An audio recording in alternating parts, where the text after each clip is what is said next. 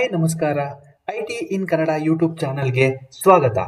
ಈ ವಿಡಿಯೋದಲ್ಲಿ ನಾನು ಸಿವಿಲ್ ಇಂಜಿನಿಯರ್ ಆಗಿದ್ದರೂ ಐಟಿ ಫೀಲ್ಡ್ಗೆ ಹೇಗೆ ಬಂದೆ, ಡೆಸ್ಕ್ಟಾಪ್ ಸಪೋರ್ಟ್ ಇಂಜಿನಿಯರ್ ಆಗಿ ಕೆಲಸ ಆರಂಭಿಸಿ ನಂತರ ಕ್ಲೌಡ್ ಆ್ಯಂಡ್ ವಿಂಡೋಸ್ ಅಡ್ಮಿನಿಸ್ಟ್ರೇಟರ್ ಆಗಿ ಹೇಗೆ ಬೆಳೆದೆ ಎಂಬ ನನ್ನ ರಿಯಲ್ ಐಟಿ ಜರ್ನಿಯನ್ನು ನಿಮ್ಮ ಜೊತೆ ಶೇರ್ ಮಾಡ್ತೀನಿ.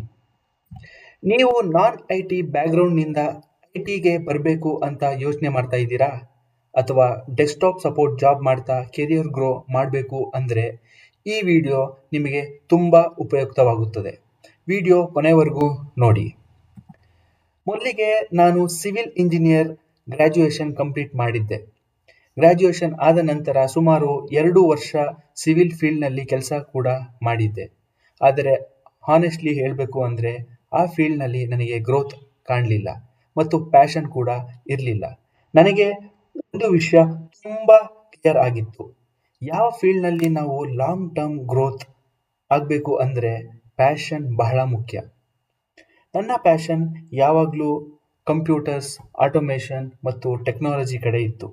ಆ್ಯಕ್ಚುಲಿ PUC 12th ನಾನು ಕಂಪ್ಯೂಟರ್ ಸೈನ್ಸ್ ಸಬ್ಜೆಕ್ಟ್ ತಗೊಂಡು ಓದಿದ್ದೆ ಆ್ಯಂಡ್ ಒಳ್ಳೆ ಮಾರ್ಕ್ಸ್ ಕೂಡ ತಗೊಂಡು ಪಾಸ್ ಆಗಿದ್ದೆ. ಆದ್ದರಿಂದ ಸಿವಿಲ್ ಫೀಲ್ಡ್ನಿಂದ ಐಟಿ ಫೀಲ್ಡ್ಗೆ ಸ್ವಿಚ್ ಆಗಬೇಕು ಅನ್ನೋ ಡಿಸಿಷನ್ ತಗೊಂಡೆ. ಆದರೆ ಸಿವಿಲ್ ಐಟಿ ಸ್ವಿಚ್ ಮಾಡೋದು ಅಷ್ಟು ಈಸಿ ಇರಲಿಲ್ಲ. ಐಟಿ ಫೀಲ್ಡ್ನಲ್ಲಿ ಸಿವಿಕ್ ಬ್ಯಾಕ್ಗ್ರೌಂಡ್ ಇದ್ದವರಿಗೆ ಓಪನಿಂಗ್ಸ್ ಕಡಿಮೆ ಇರ್ತಿತ್ತು. ಡೆಸ್ಕ್ಟಾಪ್ ಆರ್ ಸಪೋರ್ಟ್ ರೋಲ್ಗಾಗಿ ನಾನು 6ರಿಂದ 7 ಬಾರಿ ರಿಜೆಕ್ಟ್ ಕೂಡ ಆಗಿದ್ದೆ. ಆ ಟೈಮ್ನಲ್ಲಿ ತುಂಬಾ ಫ್ರಸ್ಟ್ರೇಷನ್ ಇತ್ತು.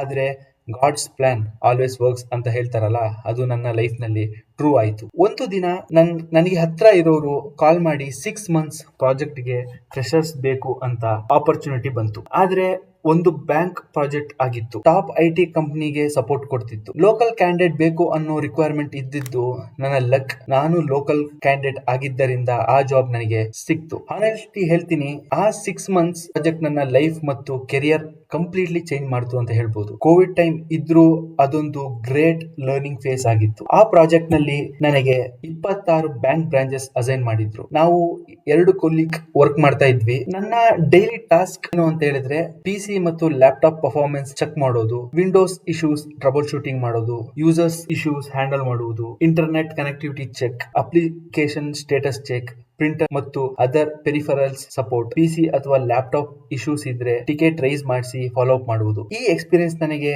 ಐಟಿ ಫೀಲ್ಡ್ ನಲ್ಲಿ ಸ್ಟ್ರಾಂಗ್ ಫೌಂಡೇಶನ್ ಕೊಟ್ಟಿತ್ತು. ಐಟಿ ಫೀಲ್ಡ್ ಗೆ ಬರಬೇಕು ಅಂತ ಹೇಳಿದ್ರೆ ಮೊದಲಿಗೆ ಇಂಗ್ಲಿಷ್ ಕಮ್ಯುನಿಕೇಶನ್ ಆವರೇಜ್ ಆದ್ರೂ ಪರವಾಗಿಲ್ಲ, ಬಟ್ ಹೋಗ್ತಾ ದಿನದಲ್ಲಿ ಇಂಪ್ರೂವ್ ಮಾಡ್ಕೊಳ್ಳೋದು ತುಂಬಾ ಒಳ್ಳೇದು. ಮತ್ತೊಂದು, computer basics, operating systems basics ಮತ್ತು ನೆಟ್ವರ್ಕ್ ಬೇಸಿಕ್ಸ್ ಗೊತ್ತಿರಬೇಕು. ಒಂದು ಕಾಮನ್ ಮಿಸ್ಟೇಕ್ ತುಂಬಾ ಜನ ಏನ್ ಮಾಡ್ತಾರೆ ಅಂತ ಹೇಳಿದ್ರೆ, ಕೋಡಿಂಗ್ ಗೊತ್ತಿಲ್ಲ ಅಂದ್ರೆ ಐಟಿ ಫೀಲ್ಡ್ ಗೆ ಬರೋಕೆ ಆಗಲ್ಲ ಅಂತ. ಅದು ನಿಜವಾಗ್ಲೂ ತಪ್ಪು. ಕೋಡಿಂಗ್ ಗೊತ್ತಿಲ್ಲ ಅಂದ್ರೂ first tech support or desktop support or service desk role ಗೆ ಬಂದು ಎಕ್ಸ್ಪೀರಿಯನ್ಸ್ ತೆಗೆದುಕೊಳ್ಳಬಹುದು. ಒಂದ್ಸಲ ನಿಮ್ಗೆ support or desktop support, service desk support experience ಸಿಕ್ತು ಅಂತ ಹೇಳಿದ ತಕ್ಷಣ ನೀವು ನಿಮ್ಮ ಇಂಟ್ರೆಸ್ಟ್ ಪ್ರಕಾರ ಆಮೇಲೆ ಚೂಸ್ ಮಾಡಬಹುದು. ಅದು ಸರ್ವರ್ ಸೈಡ್ ಆಗಿರ್ಲಿ, ನೆಟ್ವರ್ಕ್ ಸೈಡ್ ಆಗಿರ್ಲಿ, ಕ್ಲೌಡ್, ಲಿನಕ್ಸ್, ಸೆಕ್ಯೂರಿಟಿ. ಅದೇ ರೀತಿ ನಾನು Windows and cloud field choose ಮಾಡಿ ಐಟಿ ಜರ್ನಿಯನ್ನು ಸಾಗಿಸ್ತಾ ಇದ್ದೀನಿ. ಐಟಿ ಫೀಲ್ಡ್ ನಲ್ಲಿ ಆಪರ್ಚುನಿಟೀಸ್ ತುಂಬಾ ಇರ್ತವೆ. ಡೈರೆಕ್ಷನ್ ಮತ್ತು ಪೇಷನ್ಸ್ ಇದ್ರೆ ಗ್ರೋತ್ ಡೆಫಿನೆಟ್ಲಿ ಪಾಸಿಬಲ್ ಅಂತ ಈ ವಿಡಿಯೋದಲ್ಲಿ ನಾನು ತಿಳಿಸ್ಕೊಡ್ತೀನಿ. So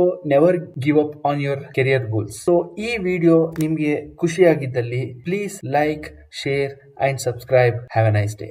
bye.